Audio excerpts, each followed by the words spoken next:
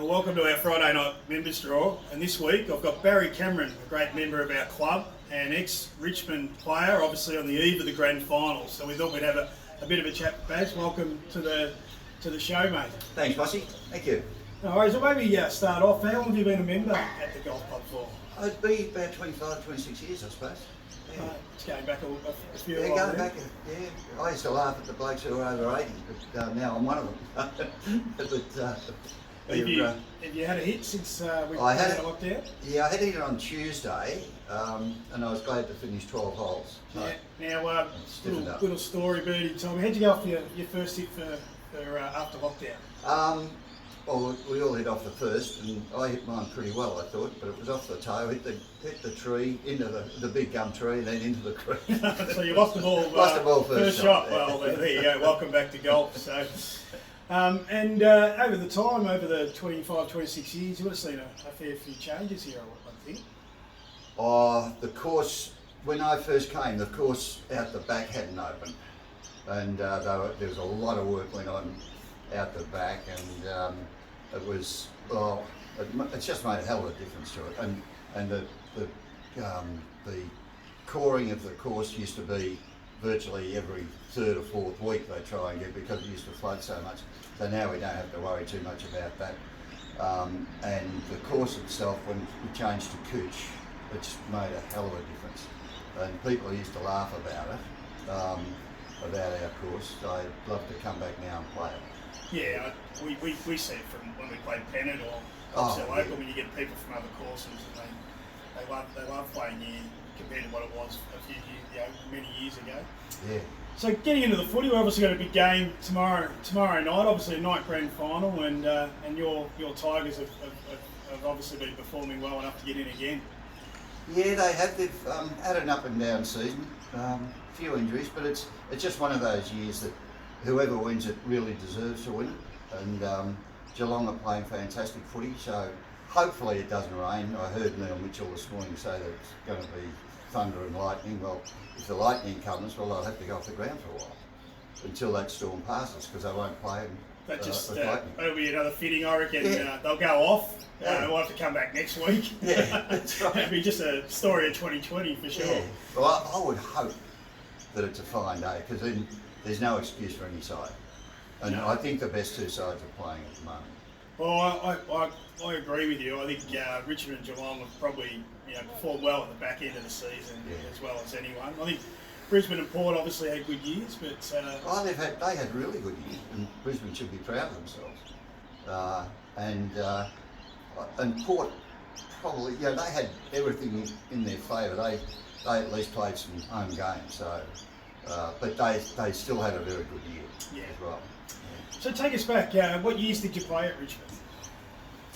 I started in 1959 and played 8 seasons to the end of '66.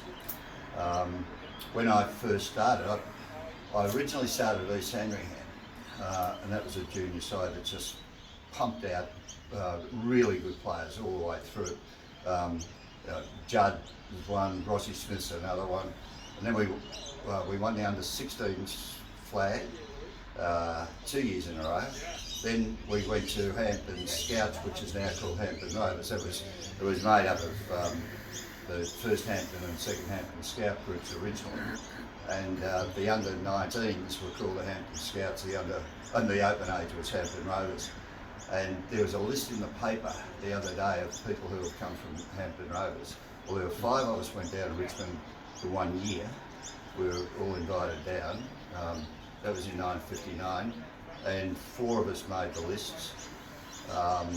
One fella who was probably the best of a lot of us did his knee, and so from then on, and I played the first 3 games in the seconds that year, and there were only 18 games. So then I played the last 15 in the firsts. And that was playing with Roy Wright, who was an out-and-out champion, Jill Brownline medalist, and then Ron Bratton took over from captaincy.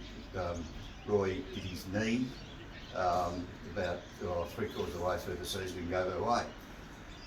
Then we had a pretty ordinary year. I had a very ordinary year in 1960. 61 was okay,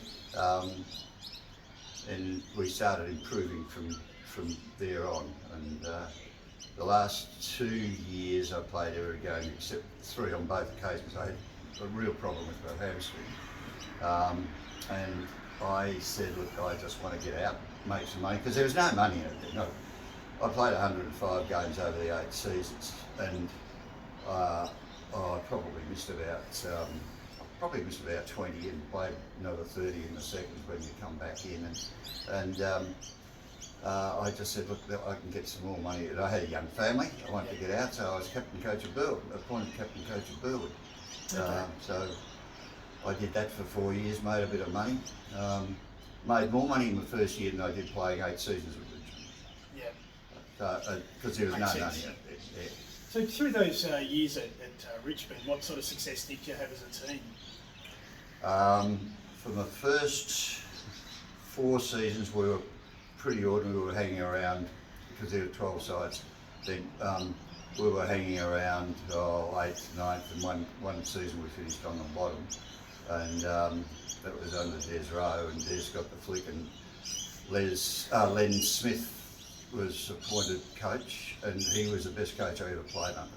And but unfortunately he had a heart attack in his first year, so he gave it away. But he was a mentor for Tommy Hakey in his first year at Richmond.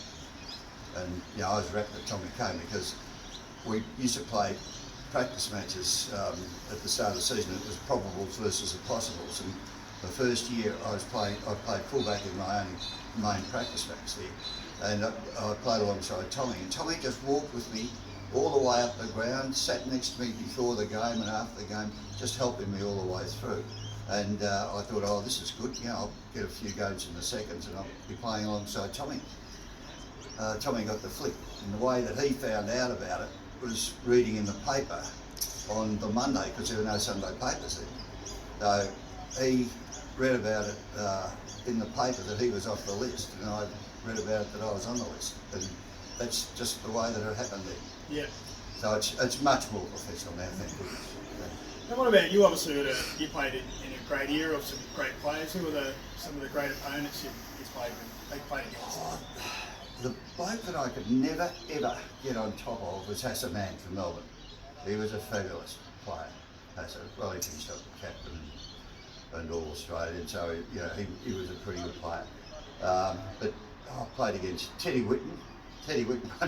One day we were playing out of Footscray. I was playing on 10, but I was playing centre half forward, and he was playing centre half back. And sorry, I was playing centre half back. He was playing centre half forward. And out at Footscray, when it rained, it used to block up on the outer flank, and water used to get probably 18 inches deep, because it just wouldn't drain away. And the ball came down, and I was on the right side of Ted, and the ball was kicked my side, and here's the ball just bobbling around on top of the water. So I ran, and I had the brake on him, and I started to trip, and my feet hit the water, and I'm stumbling, and Ted just fell on top of me and just held my head under. And then he dragged me up, and I'm spitting out mud and everything. I got the free kick. I had to try and go back in the water. If you try and kick water out of foot deep, or kick a ball out of foot deep water, it's just impossible. So that's but he was a fabulous player. Ron Barassi played on right. Folks I played with, Royce Hart didn't come until he played in the thirds my last year. Yeah. And you could just see he was now He was good then, wasn't he? Oh yeah. And Ray Jordan kept him down in the third, said, oh no, he's not right, he's not right. Anyway, he finished up, he played in the second grand final and won the game for Richmond, so that same year. But he was an out-and-out star. Ronnie Brand was a great player. He was a terrific player. Roger Dean, I believe, was the best player, pound for pound, that played with Richmond. Yeah, right. He was tough, and he just got the ball. And what about the games? Obviously evolved over the years. Do you still love watching the footy now? I do. I hear these people say how the game's nowhere near as good as it was. Well, I don't agree with that. I think it's better. I know they're a different type of football. It was probably pure footballers when I played, but they're now athletes that they turn into players. But look, they're so much fitter, they're so much faster. You get close to the ground, you hear them collide, and it's much tougher than we were. Look, we were dirtier, but I would say that these blokes, they're so much tougher and so much, because they're being looked after a hell of a lot more too. Yeah. And what about Richmond's obviously had a great few years. What do you think their success has come about? Well, I think it came from the top. They got a good board in place. They got Benny Gale there, and their culture changed. And there's been some little things that have happened, but once upon a time they'd never even write those up. And you hear the scribes say, "Oh, they shouldn't do this." It's not a good look for football. Well, why do they keep playing it? Why do they? They're the ones who are playing the incident the whole time. You'd never see it when I was playing. Yeah. But I just think that they're terrific players, and I'm not saying that players of yesteryear wouldn't make it now, and same as the stars from today wouldn't have made it in the earlier days.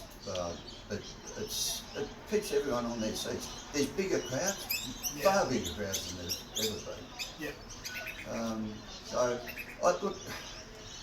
it's very hard to compare eras, because I remember when I was playing, they used to say, "Oh, you're not as good as they were in the 40s," and evidently then they used to say, "You're not as good as they were in the 20s," and now they're saying you're not as good as they were in the 80s. So you can never win. That's right. Yeah. So, out of the current players, who do you admire the most from Richmond? I would say Trent Cotchin. I've never known anyone to go in as hard as him, and the only thing that lets him down is his kicking. But he's just an out-and-out champ, and a champion person as well. He's a terrific player. And obviously the Cats are going to win tomorrow. So, what will the Tigers need to do to beat the Cats? Probably play the same way as we did last time we traced you.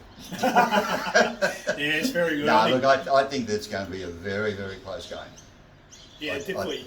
And I just hope it's dry so we can see the best of the best. And they are. They're the best of both sides. They're by far the best.